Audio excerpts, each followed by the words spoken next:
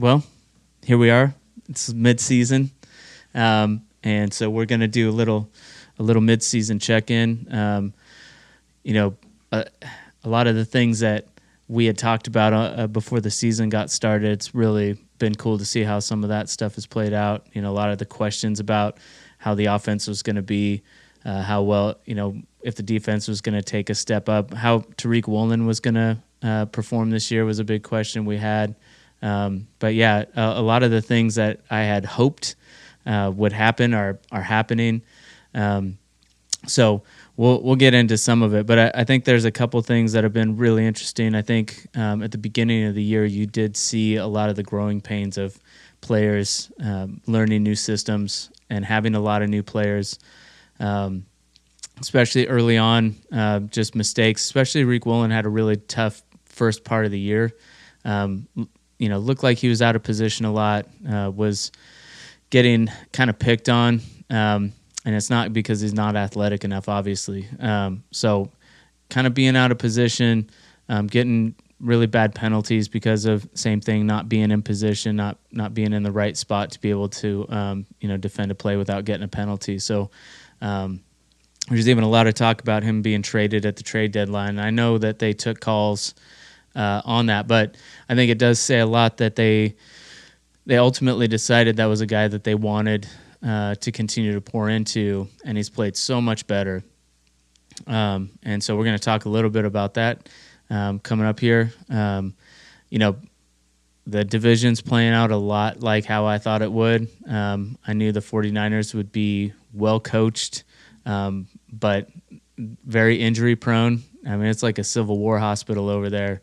Just like, guys, our pets' heads are falling off. It's so bad, and it just, I don't know why it is some teams and some organizations just really struggle with injuries, but they've always been that way, and their roster obviously just keeps getting older, and so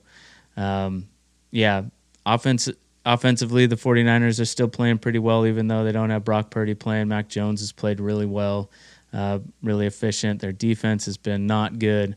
But yeah, just too many injuries stacking up. One of the really encouraging things I'll just move on to, the Cardinals. I didn't think, no matter how much talent they get, they just can't seem to get right. And so, I was actually probably more concerned playing Jacoby Brissett a couple weeks ago than Kyler Murray. He's a disciplined pro, but they just don't have the talent. They just don't have the organizational stability from top to bottom to be a good team. And so that there probably won't be a concern for many years to come. But, and then the Rams, really well coached. Matt Stafford is maybe playing like the best quarterback in the league at he's like 100 years old. But, he looks so good. And so that's definitely the other team to beat. And it's interesting, nobody said anything about the Seahawks leading up to the preseason about being any good at all. A lot of stuff that I saw was saying that they thought they'd be, last in the division. Well, here we are. They're 7-2 in first place. Tied with the Rams for record, but in first place because of their superior divisional record, and two big primetime games in a row against teams that a lot of people had pegged as really strong teams, and Seahawks were able to handle them pretty easily. 2 weeks in a row, one on Monday night against Houston, then they had their bye and they come back and handle the Commanders on Sunday Night Football. And now all of a sudden, a couple weeks ago, nobody had them in their top 10, and now everybody's got them at number 1. So probably a little bit of an overreaction by everybody, realizing just how good they are. But really, really interesting to watch that play out. They haven't played really any better than they have in the last 4 or 5 weeks, but they did it in front of everybody a couple weeks in a row, and now all of a sudden everybody's acting like, they came out of nowhere. So interesting to see all that stuff happen. But and then right before the trade deadline, we're able to pick up Rashid Shaheed from the Saints, which is kind of a really sneaky good pickup. I don't think a lot of people know who he is, but Clint Kubiak's very familiar. He was, of course, the offensive coordinator for the Saints, knows Shaheed well, knows how he would fit into the system. Shaheed's a really fast guy, ran I think a 4.36 in the 40 at his combine, so kind of real high end speed, can run routes, has been a Pro Bowl and All Pro return guy also, so should help in the return game.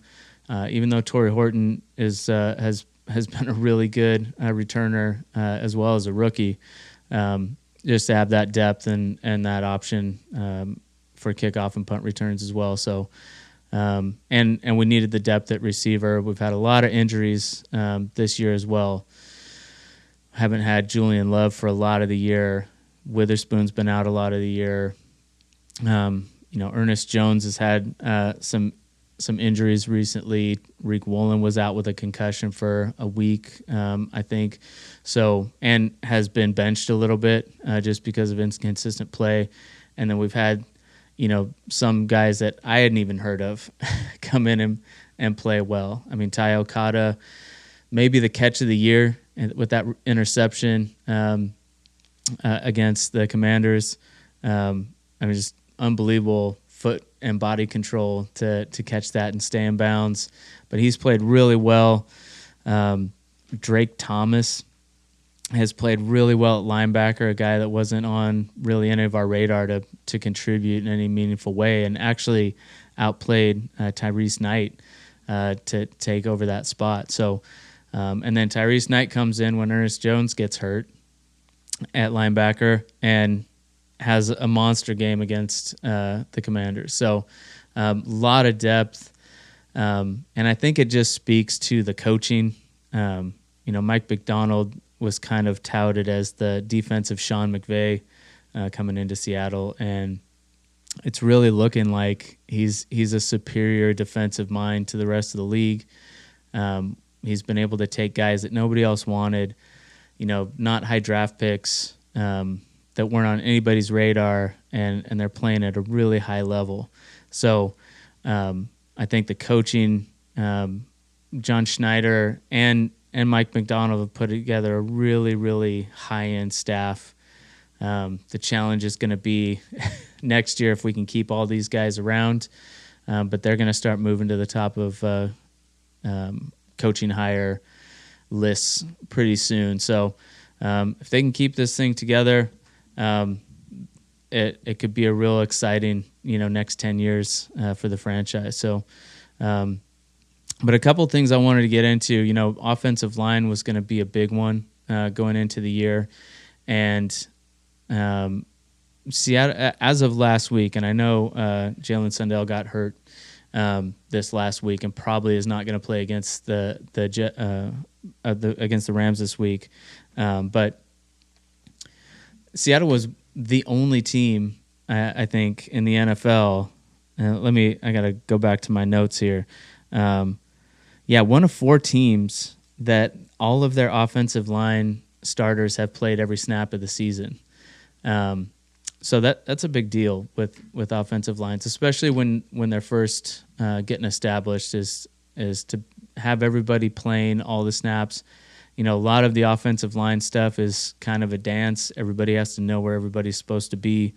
They have to, depending on what comes at them in the defense, they all have to know what their assignments are. So it's a really difficult thing to do, which is why a lot of teams don't have good offensive lines. It's hard to keep a crew together long enough, play together long enough with a coach to be effective. So it's been really cool to see that happen without a lot of turnover in players.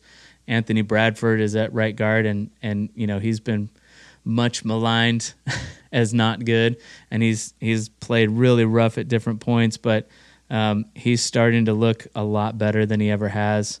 My son's my son's gonna hate that I say that, but yeah, he actually is coming along. Gray Zabel's been unbelievable as a rookie. Played so well, and I don't think we're gonna see a huge drop off with Oluwatimi at center. He played quite a bit, and there was a pretty close competition in camp between him and Sundell, and I think the only reason Sundell ultimately ended up with it was because Olu got hurt. So I don't think that we're going to see a huge drop off at center. So that's still going to be good. So at this point in the season, Seattle is the only team in the NFL that's top 5 in offense and defense. So that's a really good, that's one of those things that will travel. It's why we've had such a good road record. We run the ball, we play good defense, and have a really efficient offense. So very balanced, and solid special teams as well. Good return game, good kick game. Obviously have one of the best punters, if not the best punter in the NFL. So really all around solid play. One of the things that I thought was interesting is that I hear this all the time, that if you really want to build a championship team, you have to kind of start at the ball and move out from there when you're drafting. And so you kind of gotta make sure that you're winning in the trenches, meaning offensive and defensive line play. And so far, the Seahawks this season have allowed. They're tied for the least sacks allowed. So they're tied for first. And so, huge difference from a year ago. Huge difference from, pretty much since our Super Bowl runs.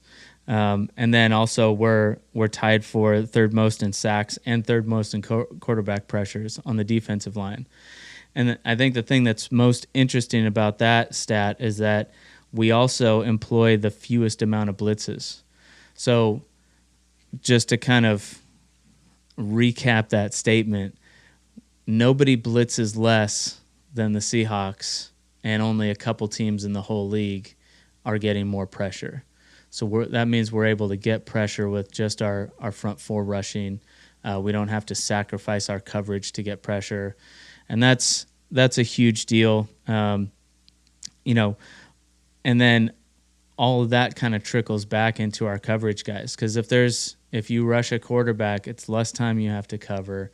It's more. It takes a lot of the risk out of jumping routes or guessing routes, because you're not going to have to cover for 7, 8, 9 seconds. And so what you're seeing is, if you don't know, what they've been doing in the NFL for a long time is everybody's got chips in their shoulder pads, and so they track their movements now. And one of the hardest positions to evaluate is cornerback, because a lot of times you're doing your job and nobody even throws the ball your direction, and so you don't get any credit for having good coverage a lot of the time. The only stats that they ever track are pass breakups or interceptions, or if you get penalized or just totally beat, which is going to happen to everybody. So, but one of the things that they've been able to start tracking are, most time in tight coverage. And so what they do is they track everybody's shoulder pads. They take 10 snapshot data points every second while all these guys are running around. And so what they can do is find out how much time you spend being within a yard of the guy that you're covering, which is a pretty interesting stat. And I think one thing that I thought was really interesting was that Rick Woolen is third on that list for most time spent in tight coverage. And I know a lot of people have not liked his play, and I know he's had a couple high-profile, penalties and got beat a couple times pretty bad, especially towards the end of a loss. But there is something there. He's playing a lot better. He's been a much more willing tackler over the last few weeks, I think. But yeah, Rick Woolen ahead of Sauce Gardner.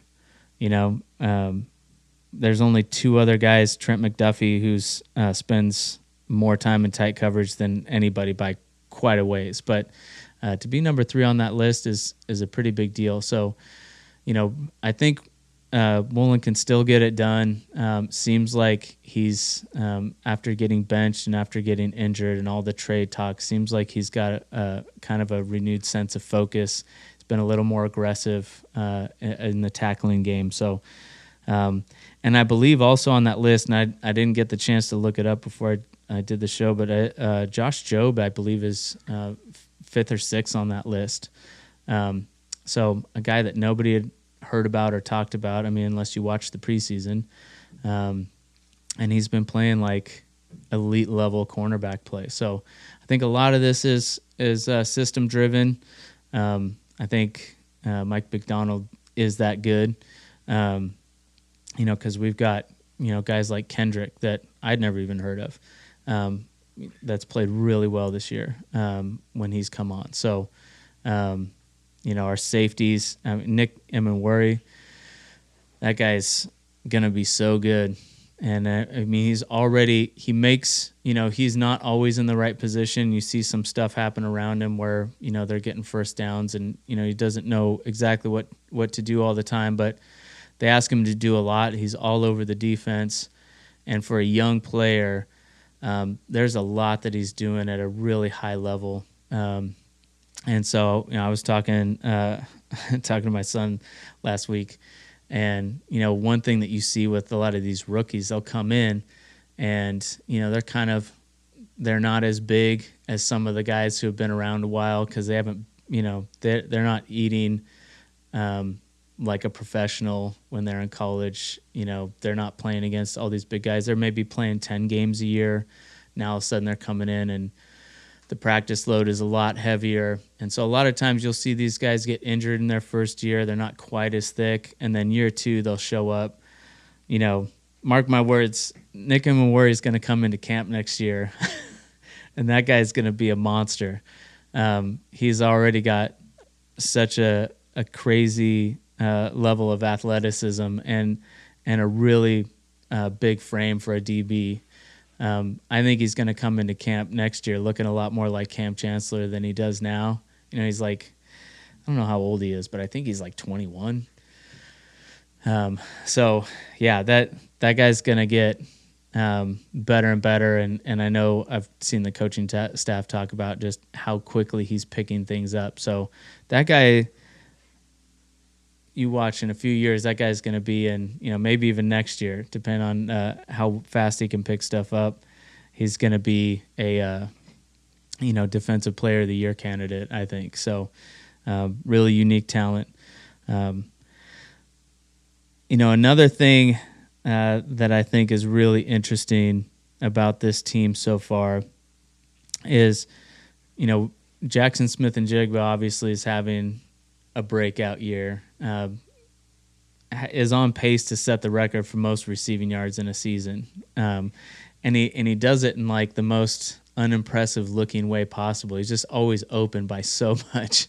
It just looks like blown coverages every time, but it's just, he's that good of a route runner. He's sneaky fast. He doesn't look like he's running hard, but he's just always running away from everybody. So, it's been really cool to watch that happen. But I think a lot of that stuff, speaks to the offensive play calling.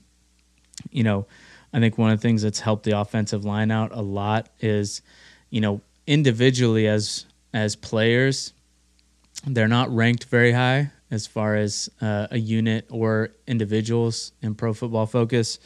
But they are putting together really solid performances. And I think one of the things that helps with that is we're getting the ball out quickly. We're scheming away from trouble spots, and we're not asking those guys to do things that they can't do. And so as they kind of round into form, and I think they are, I think they are pretty good. But I think it will take some time for them to be kind of an elite level blocking group. But, it's nice to watch an offensive coordinator not just kind of continue to run into a brick wall all day long or try to throw it every play. Seems like he really understands, the talent that he has, understands how to use it properly. Jackson Smith and Jigba's putting together one of the best performances by a receiver ever, all while the Seahawks are at the very bottom of the league in the amount of plays that they call in the passing game. So I think it's 51% of their plays are passing plays, which is like way lower than anybody. And yet, Smith and Jigba's the top receiver in yards.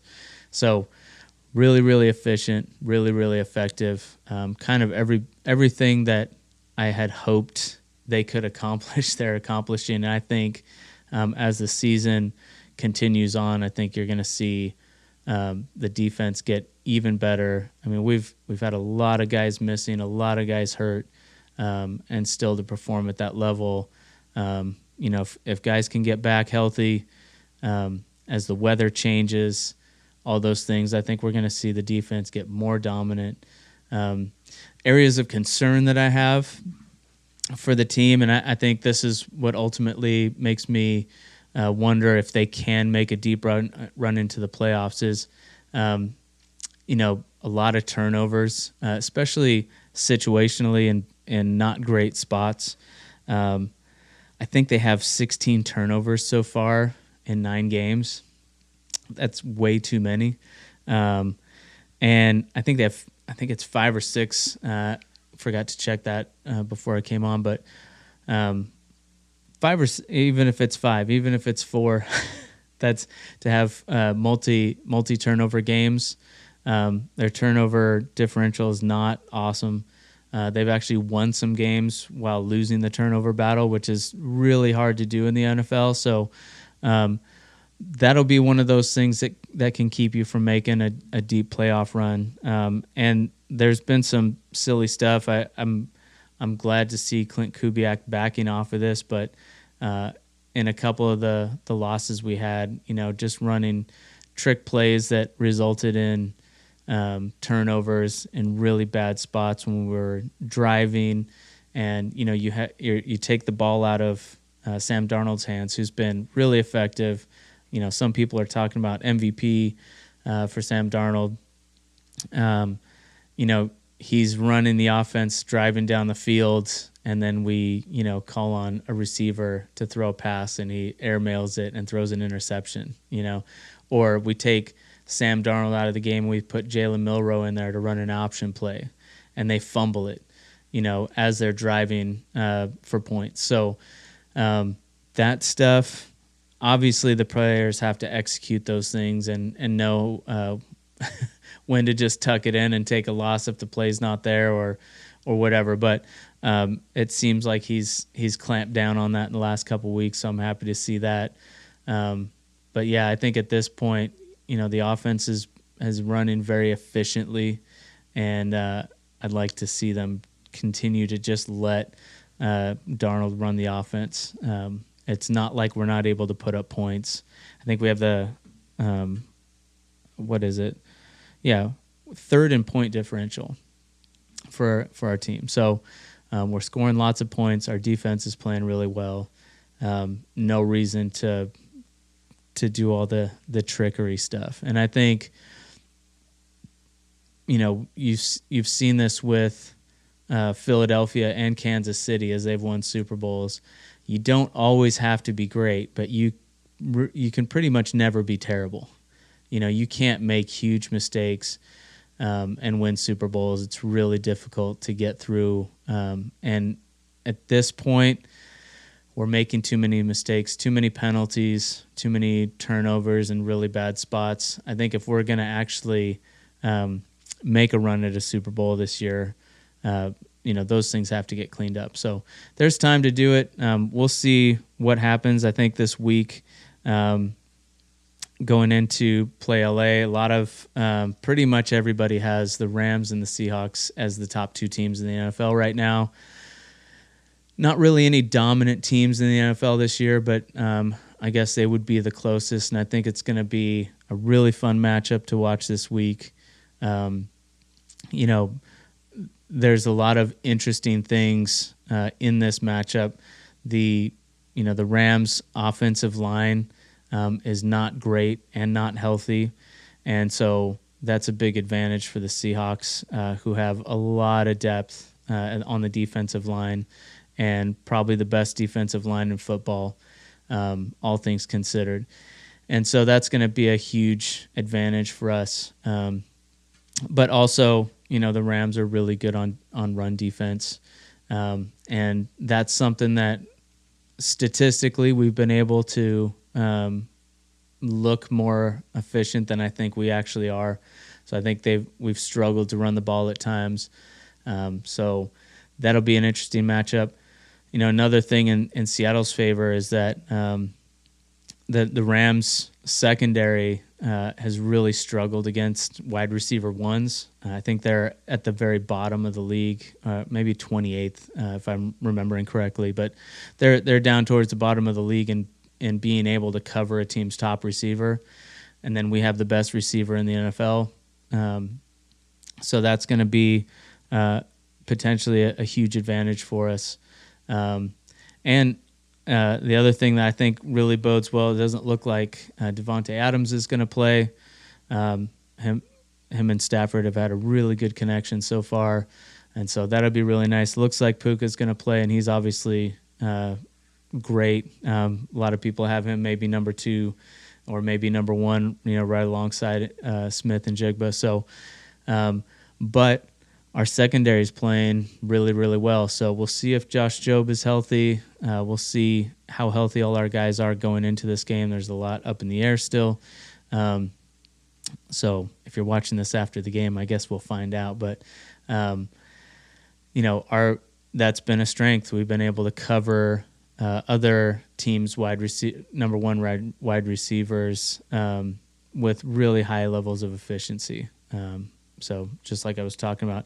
And, as far as on our secondary, one thing I'll shout out to Witherspoon. I think he's number 3 in the NFL for cornerbacks that quarterbacks don't even throw at. His guy never looks open enough to throw to him. So that's another one of those stats that defensive backs usually don't get a lot of love on. But that happened with Sherman a lot in his career once he got established. So we'll kind of keep an eye on that stuff. But yeah, Matt Stafford is playing really, really well. I think this is a really tight game. I do think Seattle definitely has opportunity to win. But we do have trouble covering tight ends with our linebackers. I don't think, if memory serves, that that's at the bottom of the league, but this is a thing that Sean McVay is really good at, generating yards with tight ends against linebackers, a lot of crossing routes, things like that. So that's going to be an area that I anticipate them taking advantage of is that, but we'll see if Mike McDonald has an answer on that. And then one more thing before I wrap this up. John Schneider has obviously drafted unbelievably well. Mike McDonald's put together a really good staff. The culture's really good right now. You see it with the guys on the sidelines, and you see it in preseason. Guys are really excited for one another. The bench is exploding on almost, every play. And that's not easy to develop, especially when it's a lot of unproven guys and, you don't know what kind of a team you even have.